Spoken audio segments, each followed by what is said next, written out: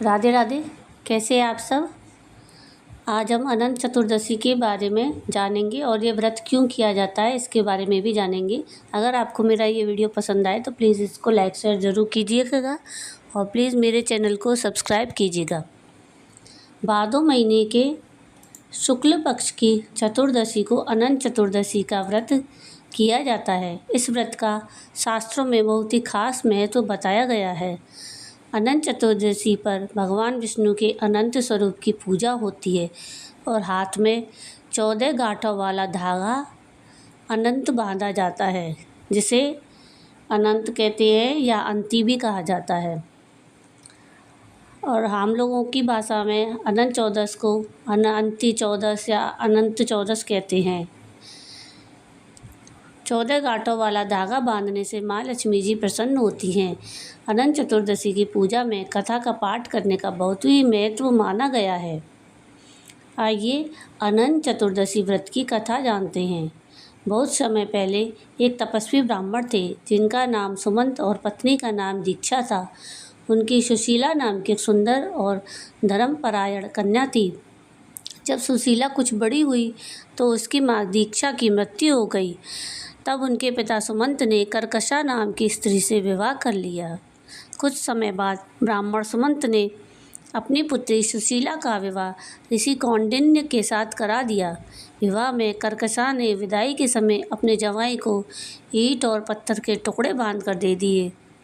ऋषि कौंडिन्य को ये व्यवहार बहुत बुरा लगा। वे दुखी मन के साथ पत्नी सुशीला को विदा कराकर अपने साथ लेकर चल दिए और चलते चलते रात का समय हो गया।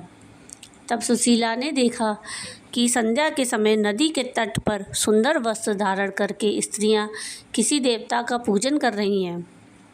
सुशीला ने जिज्ञासावश उनसे पूछा तो उन्होंने अनंत व्रत की महत्ता बस सुनाई। तब सुशीला ने भी यह व्रत किया और पूजा करके 14 गांठों वाला डोरा हाथ में बांधकर ऋषि कौंडिन्य के पास आकर सारी बात बताई। ऋषि ने उस धागे को तोड़कर अग्नि में डाल दिया। इससे भगवान अनंत का अपमान हुआ। परिणाम स्वरूप ऋषि कौंडिन्य दुखी रहने लगे। उनकी सारी संपत्ति नष्ट हो गई और वे दरिद्र हो गए। एक दिन उन्होंने अपनी पत्नी से इसका कारण पूछा तो सुशीला ने दुख का कारण बताते हुए कहा कि आपने अनंत भगवान का डोरा जलाया है। इसके बाद ऋषि कौंडिन्य को बहुत पश्चाताप हुआ। वे अनंत डोरे को प्राप्त करने के लिए वन में गए। वन में कई दिनों तक ऐसे ही भटकने के बाद वे एक दिन भूमि पर गिर पड़े। तब भगवान अनंत ने उन्हें दर्शन दिए और कहा कि तुमने मेरा अपमान किया, जिसके कारण तुम्हें इतना कष्ट उठाना पड़ा, लेकिन अब तुमने पश्चाताप कर लिया है। मैं प्रसन्न हूँ। तुम घर जाकर अनंत व्रत को विधि पूर्वक करो।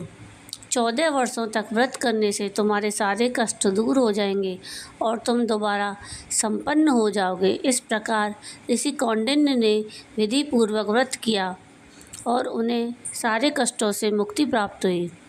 भगवान श्री कृष्ण की आज्ञा से युधिष्ठिर ने भी भगवान अनंत का व्रत किया, जिससे पांडवों को महाभारत के युद्ध में जीत मिली। ये थी अनंत भगवान की कथा। अगर आपको ये वीडियो पसंद आया हो तो प्लीज़ इसको लाइक शेयर ज़रूर कीजिएगा। प्लीज़ मेरे चैनल को सब्सक्राइब कीजिएगा और वीडियो देखने के लिए थैंक यू।